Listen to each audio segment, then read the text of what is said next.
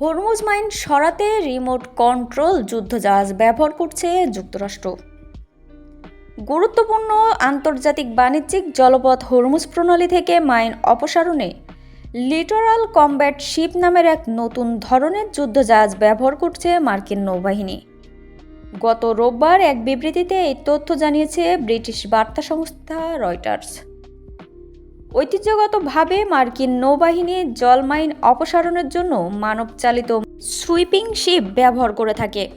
পানির নিচে পেতে রাখা মাইন শনাক্তের জন্য মাইন সুইপিং শিপে সোনার সিস্টেম এবং সেই সিস্টেম দিয়ে শনাক্তের পর মাইন ধ্বংস করা হয়।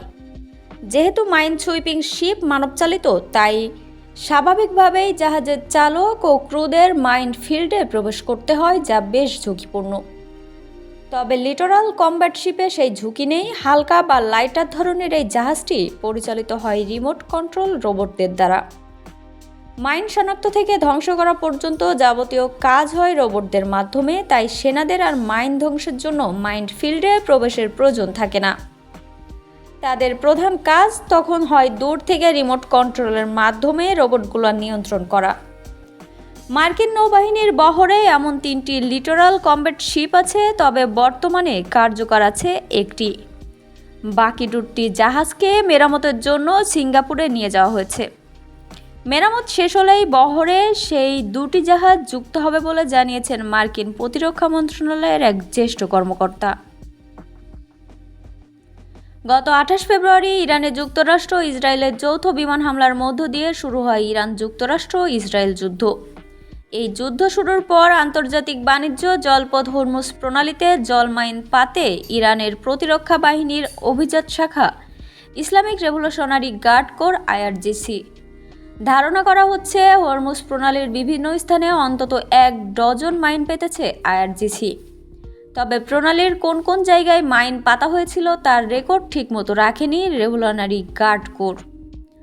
ফলে 8 এপ্রিল যুক্তরাষ্ট্র ও ইরানের যুদ্ধবিরতির পর সবচেয়ে বড় চ্যালেঞ্জ হয়ে ওঠে হরমুজ থেকে মাইন অপসারণ করা। কারণ 167 কিলোমিটার দীর্ঘ এই জলপথটি আন্তর্জাতিক বাণিজ্য জন্য খুবই গুরুত্বপূর্ণ। বৈশ্বিক জ্বালানি বাজারের মোট সরবরাহের প্রায় 1/4 পণ্য এই প্রণালী দিয়ে পরিবহন করা হয়। কারণ 167 কিলোমিটার দীর্ঘ এই জলপথটি আন্তর্জাতিক জ্বালানি বাণিজ্যের জন্য খুবই গুরুত্বপূর্ণ এবং বৈশ্বিক জ্বালানি বাজারের মোট সরবরাহের প্রায় 25% এবং এর 1/4 এই প্রণালী দিয়েই পরিবহন করা হয়।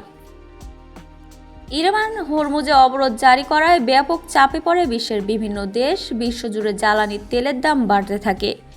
অনেক দেশেই দেখা দিচ্ছে জ্বালানি সংকট। গত 11 এপ্রিল ইসলামাবাদে মার্কিন ও ইরানি প্রতিনিধিদের নানান সংলাপ ব্যর্থ হওয়ার পর 12 ফেব্রুয়ারি হরমুজ প্রণালী ও ইরানের সামরিক বন্দরগুলোতে অবরোধ জারির ঘোষণা দেন মার্কিন প্রেসিডেন্ট ডোনাল্ড ট্রাম্প। তিনি সেই ঘোষণা দেওয়ার প্রায় 2 ঘন্টা পর সামাজিক যোগাযোগ মাধ্যম এক্সে এক পোস্ট করা হয়। সেই পোস্টের এক বার্তায় মার্কিন প্রতিরক্ষা বাহিনীর কেন্দ্রীয় কমান্ড সেন্টকম জানায় হরমুজ থেকে মাইন অপসারণের কাজ শুরু করা হয়েছে।